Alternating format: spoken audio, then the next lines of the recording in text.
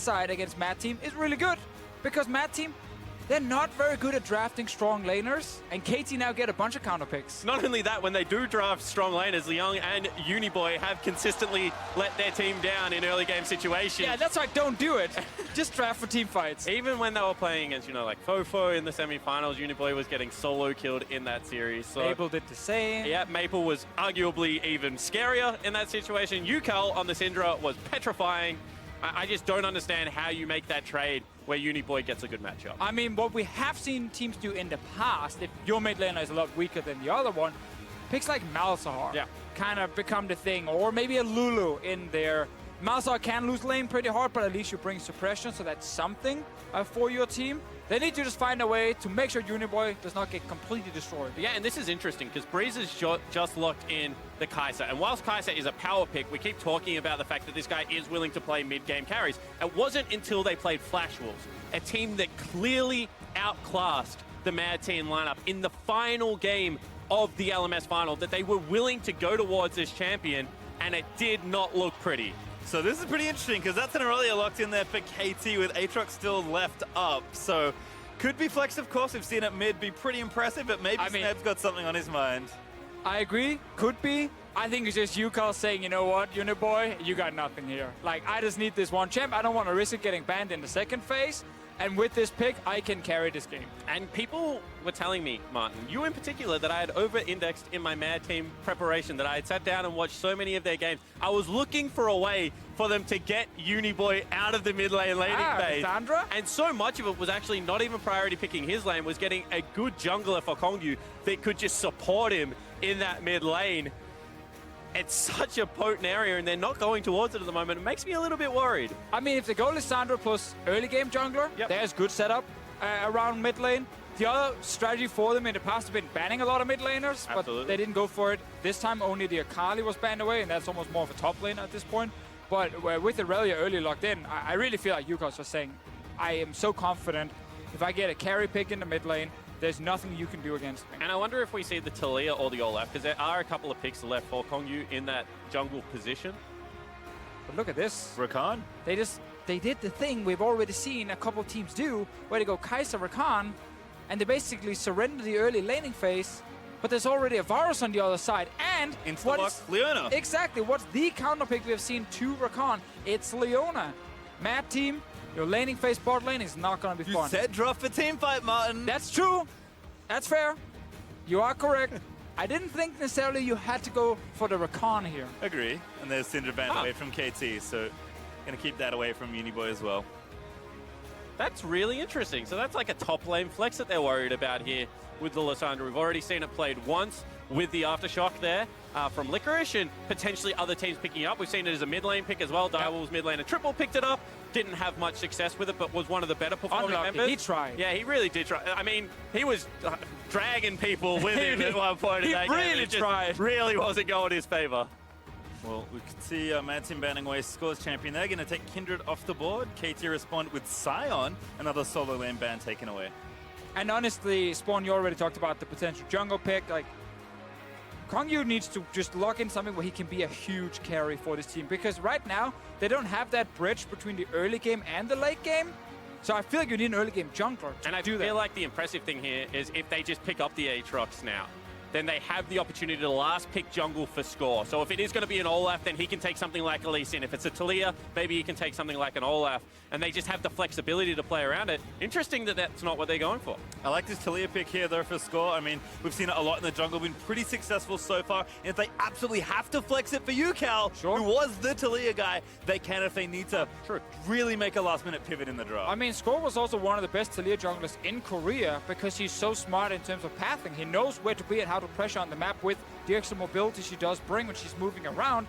And it's one of the best early game junglers, and we just said how Kongyu needs to play an early game jungler, and he needs to be able to beat Score to get his team to the late game. And the evolution of Taliyah jungle, you know, just from this quick jungler that has good ganks to the potential to start team fights with the wall, the ability to set up chokes around turrets or throughout the jungle is something that KT also does play around well. They don't have the most obvious engage apart from throwing out a Leona ultimate, so being able to funnel Mad Team in this situation into bad situations is going to make it very easy for something like a Varus Aurelia to access that backline. Well, last 2 picks here for Mad Team were Olaf for the early game jungler and the Aatrox that fell all the way to 5th pick. But KT had saved something spicy for last. There's Swain locked in. Very interesting with this Swain here. We obviously have to see where everything ends up going. Swain top lane is what I'm expecting right now. Aatrox as well going into the top lane on the side of Mad Team. So you get the range advantage on the side of Smep, and then you have the early game jungler with Taliyah. But we have to also look at the Olaf. It is often considered one of the counter picks to Taliyah. Once you get level 6, not before. But at level 6, when she can't knock you away, you can run her down. But I've seen a lot of junglers actually still take the Taliyah matchup and say, it's fine, we don't really care about the 1v1. I think the other important thing to point out is that Kongya, for his team, is used to trying to get his mid lane and his top lane to shove a little bit to give him some vision. He does like to play around bottom lane, but you have to be able to do that in windows as Olaf. If you get counter ganked, you're in, you can't really get back out. So I think there is a lot of pressure on this Aatrox pick to actually work. And now he's gonna actually have a really hard time because last second, KT swapped Aurelia to top lane for Smep. He's gonna take the 1v1 matchup for himself with the Taliyah on his side. This should be really good for Smep. And the thing that I love that's kind of genius about what KT have done is that they intentionally left Aatrox through this draft, a pick that has been picked in phase 1 so early and banned so frequently throughout the tournament. They just took Aurelia knowing they could flex it, and Smep's like, if he takes the Aatrox that I'm baiting him into, I think I can win this matchup. And given the quality of player that Smep is, I think he can win too. Listen, it's an uphill battle from the start if you're Mad Team. You're playing against KT, the #1 seed, the LCK champions. But we saw when they played against EDG, they got to late game, they got to play big team fights. That is still the win condition for this team. And I think that the impressive thing was that the team fights when their team was online, when the Ezreal was at 2.5 items, were actually quite impressive. It wasn't until late game when that Xayah was starting to scale up to 6 items that it started to fall apart. This time they do have the scaling 80 carry. Well, we'll see what happens here. Mad Team certainly a tough matchup ahead. KT Rolster looking to continue to put wins up on the scoreboard. As we'll see them play for the 2nd time this World Championship. KT not got a whole lot of love on camera just yet, but we'll see what happens here as Mad are going to fan out. In fact, both teams just across the river, 10-man straight. And it's interesting that we're not seeing any level 1 action, because one of the strengths of both Taliyah and Olaf, especially when you have some form of CC, is the fact that they can walk into jungle early and get some deeper vision. I think this game could be won for KT rather early if Score is able to get eyes on the Olaf and try and track him around the map. Yeah, I definitely agree. Whenever you chat to European junglers about Taliyah specifically, they always say that the most important thing in the early game is just knowing where the enemy jungler is at, because you're faster than he is. You can actually move around the map much quicker. So if you know, okay, he's about to clear something on bottom side, you can maybe invade his top side, or you can look for a player on the top side much quicker than he can go down to your bottom lane. So simply just having information is the #1 thing as a Taliyah jungle. For now, though, they do not have any deep wards.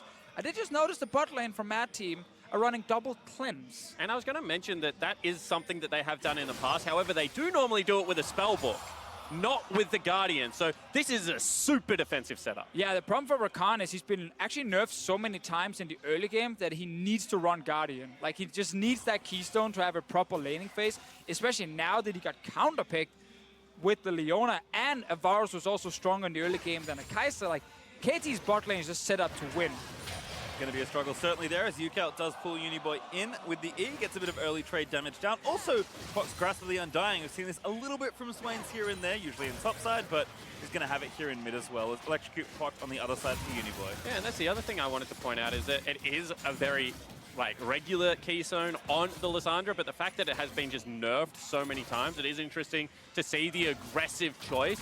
This game is eventually going to devolve into 5v5 team fights, I feel, unless Smeb can get a big advantage in one of the side lanes. So I would have liked to have seen a defensive summoner spell coming out of Uniboy, trying to play more of the facilitator role as opposed to that burst assassin. Give me that Predator. So you can actually roam to the bottom lane or top lane and try and shut down the Aurelia here from Smeb. Because the thing about KT's lineup, and this is something they love to do, they draft very squishy front lines.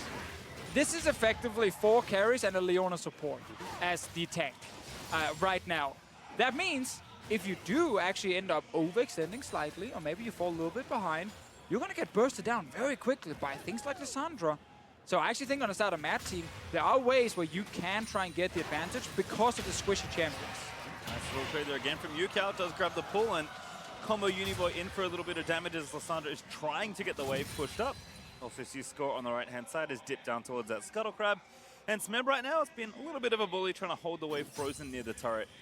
Young going to respect that for now and just going to hold off. And if this is the way the laning phase starts, then that first Drake, the Infernal Drake, is going to put so much pressure on this Mad team lineup, because we've just said 4 carries are going to scale very well if they get their damage items. You can see that already the lanes in top and bottom are starting to stack up. The CS advantage is already starting to be there. If Score just has the ability to play around those 2 pushing lanes on the bottom side of the map, he's going to grab the Infernal Dragon. This game just accelerates to a point where potentially Mad Team can't keep up. He's definitely going to keep having to push bot lane, also because Breeze just had a very early recall to buy a Cull on his side. Heavily investing now into the late game. Not just the call itself, but the fact he actually recalled this early. He was almost full HP. You can't see it. There's actually a little cosmetic white flag that he also bought when he was back at the shop. Really just saying, you know what, I'm don't want to fight. Exactly. Let's farm. Just surrendering the lane, which Deft and Mata will never let you get away with. So we'll see if they can continue building what has already been a pretty substantial early game lead. But the thing about, you know, Cull versus, let's say, Doran's Blade, these kind of items, is actually like, Cull super early, gives you slightly more lifesteal because it's just a flat amount you get, but it doesn't give you any HP. And that's kind of the one problem, I guess, if you are Breeze and K in the bot lane, is eventually you're going to hit level 6 on the side of Mata and Deft. And that all that, it's on auto attacks only. It's not on, like, abilities or anything like that. Not that Doran's Blade is, but just the point that this is such a short-range AD carry. As soon as he steps up to a creep line, you have to expect that he's going to start taking some punishment. So I understand the investment. I would like to see how they now treat this, whether it is, you know, we're going to start rotating him around the wave early. Nice response there, actually, from K, as Mata does going with that first Zenith Blade, but loses the early trade, with Deft also coming back to lane now with a Vamp Scepter. Because the one thing you can do is if you do have to push in the top lane and you are willing to take these slower recalls to accumulate items, all of a sudden, when that fortification is down, you can maybe trade it into the Aatrox lane. You can see that he's regained control of that wave, push it in. If this happens on a separate bounce around the level 8, 9 mark, then you can potentially look to trade turrets, open up the map. And in a 50-50 game, you know, when you have something like a Kai'Sa in the bottom lane, you are happy to just trade gold. As long as you're going even, Kai'Sa should eventually get ahead, should be able to out-team fight. Certainly the plan there for Mad as they try and weather some of the early game storm. As you can see, Yuko is going to return back to lane, actually has just some early defensive components here. As Uniboy maybe also taking a recall. Not yet though, but that revolver does signal that maybe Proto Belt, something we've seen from Lissandra a lot historically, but kind of depending on how the players are feeling a lot of the time. Kangyu though, back down towards the bot side. He's going to, again, make sure that Score isn't quite in the area. As we can see though, he's about to sneak into this bot side and try and give this KT bot lane their first blood. Gotta remember the double cleanse. They should not be able to just die straight away. He will also sneak into the next brush here with the big wave. We do have Olaf on bottom side. He is level 6 now. Been doing Crux twice now. Something we see actually from all the Olaf players now. They just really value getting down to do that camp for the massive amount of experience. But Spawn earlier, you mentioned the Infernal Drake. Pretty set up for now. We'll take some damage though. Yeah, and this is one thing that you do have to appreciate is the fact that Mad said, you know what, we don't have the push in the mid lane, we don't have push bottom lane. If we fight at this stage, we're probably going to be burning teleports to get behind them. There's no real wards to be able to do that. They do just have to let it go. Infernal Drake is one of those things when teams start pinging it at an early game, it doesn't really do all that much until you have 2.5 items. It isn't a big deal now, but it does continue to put that clock on Mad Team, who we already don't think maybe have that late game execution. Yeah, and you get it for free. Yeah. Like, you didn't actually trade it for anything. You didn't really lose a whole lot. Maybe 3 minions bot lane, and that was about it. Hey, red buff. They're both red. That's true. You lose your red buff now. I mean, I think I've cast 2 different 4-minute Drakes from Olaf already, so kind of denying that option is nice from KT as well, but at least the steal here, as you mentioned, happy to trade something around the map. There's a little bit of pressure on Smep as well, knowing, okay, my jungler was bot side. They saw the Drake go down, so their jungler should be top side. He is just stepping away from the turret. Ooh, he's going to get smacked daddy there. Smem, though, just kind of dancing back to the wave with that Tiamat. Should be able to clear it pretty nicely. And Score is behind him in the lane just in case any shenanigans and arise. That's both junglers so far, you know, Mad and KT, just shadowing the lane that had a big creep wave stacking into it. Not only is it bad to die first, it's also pretty bad if you lose the creep wave. Looks like some aggression top lane. Don't land. Smem, though, backing with the Blade Surge. Pops the Vanguard's edge. Here's Score as that could be trouble already for Lung. Pops the wall down and needs to live, is now going to resurrect, has the flash ready to go, but Talia is going to be able to line it up. Runs forward, Smab looking for the first place, and he dodges the W, and Liang, he's out! Score! Not that out, Score going to ride in, look to dive the turret, and that knock-up if it hit may have been the kill, but instead it's first blood for Score. Yeah, no reaction from Uniboy, even with TP in the mid lane. He could have just used it to deter it and gotten a kill against Score, but he recalled instead. No movement whatsoever. 2 versus 1 top side. First blood KT. But still, the fact that they were able to navigate it so well, they get 2 summoner spells out there. Probably the best trade you can hope once you're that far up the lane with no real way to retreat. So I do like what the top laner of Mad Team showed there. This is an interesting invade, however, because as we mentioned, Talia is quick around the map, already here to try and repel it. See, Kanye going to try and steal this away, but looks like with mid lane currently getting pushed in, that will be enough to give Olaf that steal. He's 4-buffed him second clear. Yeah, that's very good. true. Score took first blood instead. We get what starts as a 1v1 top side. Obviously very hard for Aatrox the moment Score shows up. And while Score slightly angles the Q, you know, towards the original position and not actually where Liang could go to. And this is what you're talking about. When Uniboy backed away here, I thought a help, teleport was going to be guy. channeled and try and at least return the kill because there is no real way for Score to get back out from underneath that turret. Because you're 100% getting the kill on the way out. Because the Score can only kind of hide between your 2 turrets. You will kill him. And you're not even using your TP back to lane. So we have to see if he's saving it for potential play maybe on bottom side. Like, that's kind of what we're looking at. You do have Kai'Sa, Rakan. They are level 6, so Rakan Engage is available against something like a Varus. But he needs more than just Uniboy, I think. Yeah, I'm interested to see whether it is a play where Marta and Def go over-aggressive. Now that level 6 is reached, whether this is, you know, the flash Varus ulti into a Leona ulti, try and blow up this bottom lane, get all 5 members down into the bottom lane, because they have maintained both of their teleports on the side of Mad. Yeah, and also, because of that, actually, oh, you might get your little fight here. Nope. But because of the double TP, KT also have like control ward behind them to make sure there's not a deep ward. I think the one that was in the tribe was just killed by Score. So now that's a new ward being placed. Could be a TP location. Or a dive, perhaps brewing here for KT. Score does not have his ult back and ready, but happy to force here with a pretty big wave on the turret. Turret itself also very low, so KT happy to play for either kills or the turret, and if Mad mess up, they might get both. There's TP topside now as KT will respond.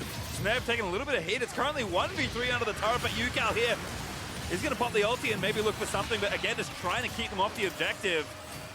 No CC really landing. Chains is going well down to Leon. They are going to die, but there's a good Vanguard's edge for Smeb. Moves everybody off the turret.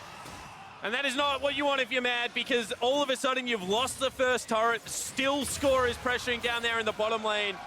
And the solo laners of KT just say no, just put up a big wall and do not let them anywhere near aggression on the top side. Certainly tough stuff there. As KT, as you mentioned though, did nab that turret there in the bottom side. So looking pretty good right now. 1,300 gold ahead.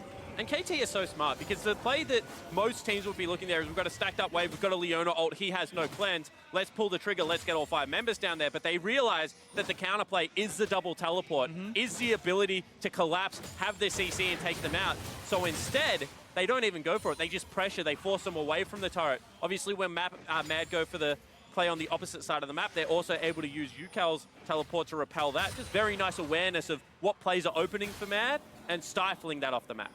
And felt like if Matt wanted to cross map here, then you got to be ready to take the 3 versus 2 tower dive. Absolutely. And not actually start hesitating around and say, can we do it or not? Because the moment you go up to top side and you actually trade TP for TP, you're losing bot turret anyway. Like, then maybe your answer should not have been go top, it should have been TP bot side and try and match down there. But obviously, Olaf was top already, so he couldn't do it. Sadly for Mad Team, they're trying to win top side, but it's just not been working for them. And now it's going to be a lot harder because KT have swapped their dual lane to top side, although maybe Skog going to get caught out here. Protobelt in, Lissandra all good, there's the recombo. Might be enough to pick up Score, it is as Kanye gets it. Uniboy also low, KT are going to get a trade kill as Marta, he's able to pick it up. Now getting chased down by the Olaf as Yukal slays K. And Smeb rising at the last second as Def able to grab the next kill onto Olaf. Aatrox diving back in, but Yukal nabs the double and KT collapse beautifully. This is why everyone is terrified of KT. You think you have the proactive play, and they close their door again every single time Mad look for it. They just outplay them, and now they'll look for another turret. They're just so fast. They see the fight, they react instantly, and then we know mechanically they can execute all these different skirmishes. It was almost too easy for UCAL. He just kind of stood at the side and spammed a few Qs in the head of Mad. And you look at the juxtaposition, the hesitation on the top side of the play for Mad, the inability to execute on the dive. Then you look at what KT are able to do here, the instant repel. It's just so impressive to watch. And understandably, as this play starts, we will get themselves our Acer Predator replay. Goodness gracious me. I like just the initial engage on the score makes sense, like we can kill him. But then you look at Deft already moving from top, while we have Breeze staying to kill the wave. So you're always going to get outnumbered, and you're obviously going to lose 1 or 2 players pretty quickly. Mata, in the end, even stays alive. Now it's looking really rough. We said, get to late game. Olaf was supposed to be that bridge from the early game to the late game, but he's not really found any early success. And now you have UCAL, who, by the way, against TL was already insane. Yep. He just picked up 2 kills on the swing.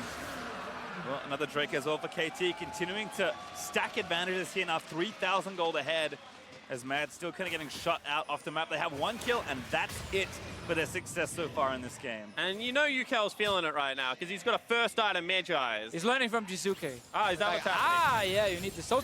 I will say one little warning here for UCAL. If you sell the Soul Stealer, you will lose. That's what happened to Jizuke. When he kept the Soul Stealer, he won. When he sold it, he lost. I also tweeted about him. That's never a good sign. I have a very bad strike rate. I think that this is now a game where something has to go catastrophically wrong for the KT lineup, because we've already seen kind of how their team fight execution works, how you can't really get past. Actually, hold that thought. Snaps at it again. Vanguard's edge pop. Gonna keep surfing around here. Leon gonna try and kite it out. Good dash over the wall to maybe keep himself safe, and Smeb's just gonna let him go this time. Well, it's so hard as Aatrox. One, you're behind already, and naturally in the matchup, you just kind of hit the point where you can't 1v1 the Aurelia. Her CC, the fact she can disarm you like this is rough for the Aatrox. Something brewing here in top side. Perhaps it's 3v3 right now.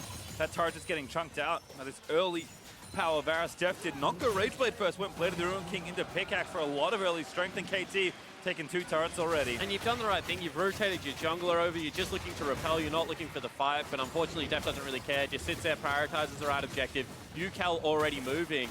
And this is why this super team is working, is because every single player is on the same page. They understand what their role in the play is. You can see Smeb rotates into the mid lane, starts that push early, the top side of the jungle. There is no vision. They can't step up to it. And already, Kane nearly dies. Score almost got himself a kill. Rakan will get out today. It feels bad when you are sitting on Moby boots and your upgraded coin, and that's it.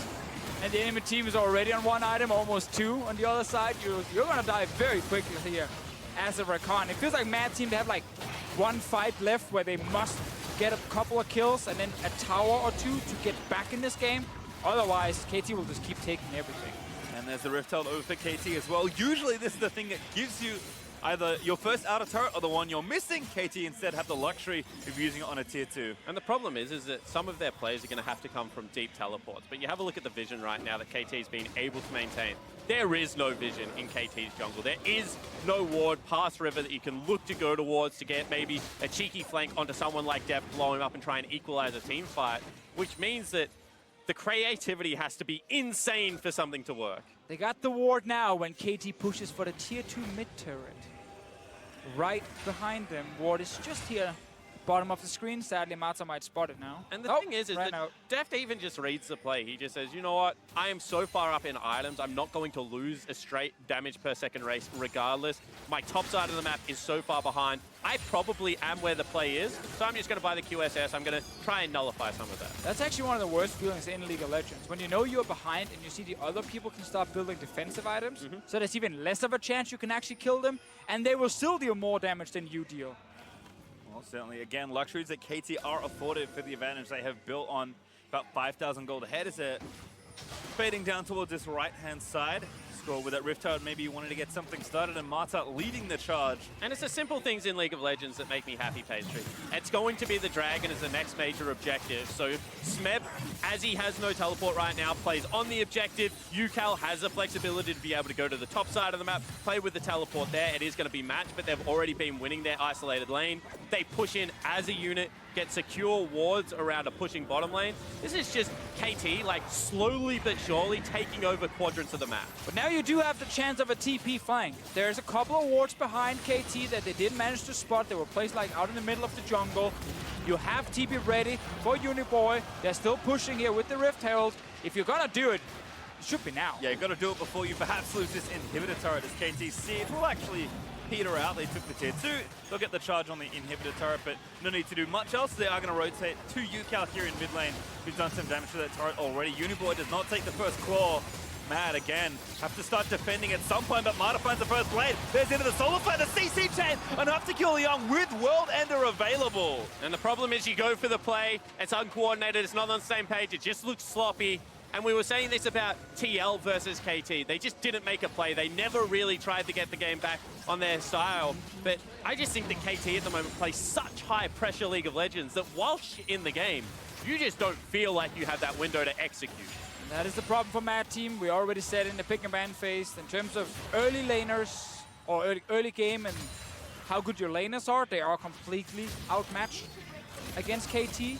We saw that as well, how bunch of their lanes just fell behind. Uniboy did keep up in farm, but didn't actually manage to have any impact on the map. And they just kind of slowly fell further and further behind, and now you're just getting choked out. This is, again, something that's pretty admirable about this team is that KT are a very stylish team when they need to do. They can make big plays, they can get solo kills and style on you. But other than that, they just play really solid League of Legends and are able to beat you on the map as well. So it's kind of pick your poison, I feel like, when you play against KT. They're always ready to beat you no matter which strategy you choose. Yeah, I mean, that is a nice change for KT, especially this split. Like, they're no longer the team who will always win the first 25 minutes and then randomly throw once we get to the late game, which just kept happening in the LCK. Like, they've really made sure they are much more consistent now. They can play all phases of the game, and that's why they're so scary.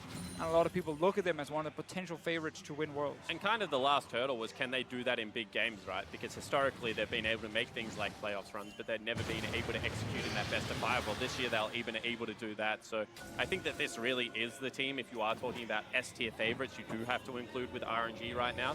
The question is this the style that they can maintain against the top teams at Worlds? Because they haven't really been challenged by either TL or Mad Team as of yet throughout an early or mid game. A lot of area has just been ceded to them from what I've seen.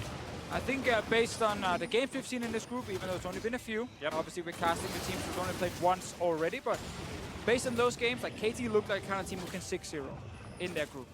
You can then argue, is it a disappointment if they don't 6-0? Well, now we are teleporting into fight. Oh, Marta insta-blast gets the Q stun. Uniboy actually able to get out of there. Marta with the Zenith Blade poke, but doesn't quite find it over the wall. And now Ragnarok pops that Olaf over the wall to be safety as Uniboy does self-ult to try and buy more time for his team. But I think it's to his detriment. Nice watch there to dodge the seismic shove. But he is going to finally fall as UCal on a rampage. Going to chase down under the turret and try and pick off Breeze as well. Doesn't quite grab her, but KT take the kill. And this is what I mean. They're just terrifying. They know that no one can contest them right now on the side of Mad. They pull the trigger as a unit, everyone flying in, and they only grab themselves one kill, but immediately eyes back towards the objective, pressure the Mad lineup, make them come to us. They have 2 mountains. Happy to start this Baron with the lead that they already have. All right, Kay, everything is ready.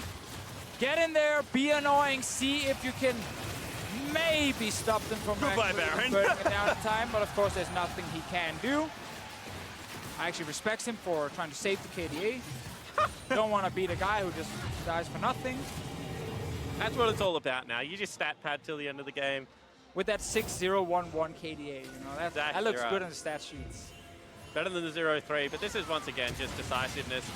Don't allow him to get over the wall, make him burn the summoner spell. As I mentioned at the start of the game, Smep's very good at ulting during a team fight to cut off any form, Smep's score of any form of escape, and this is pretty pedestrian after this point.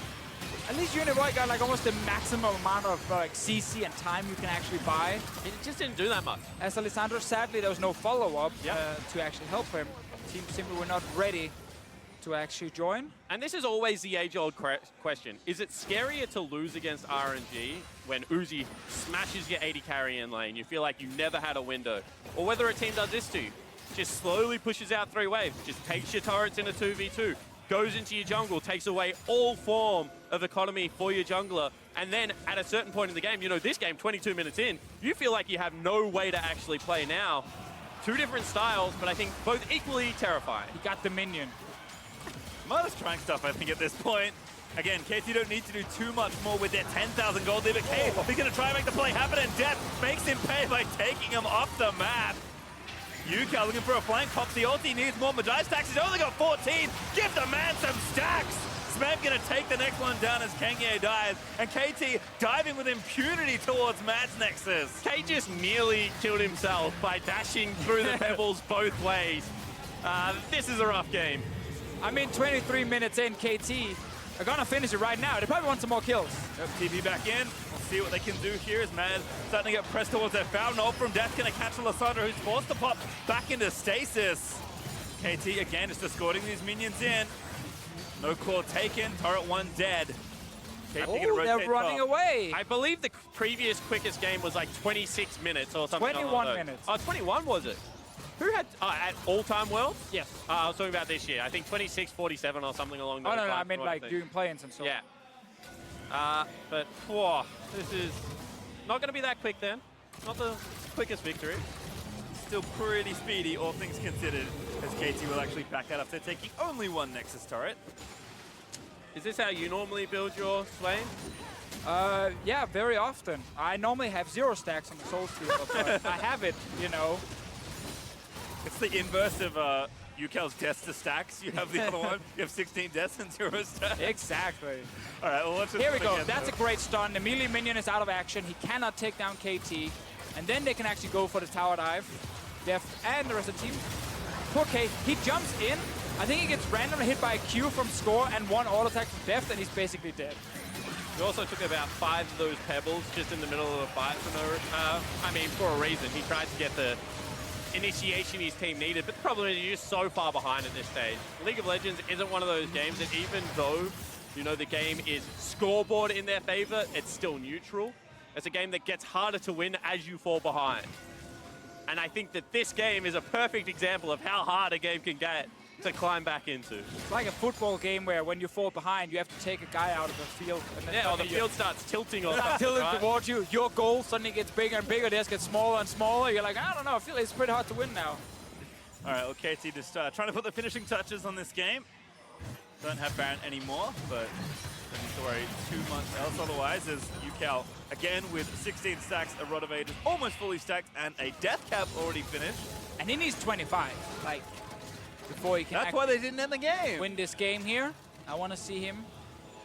Preferably a pentakill as well for Yukel. He's played really well so far, both against TL and in this game here. And Mata as well on Leona. We've seen the Leona pick quite a few times. It's not always been that successful, but this game.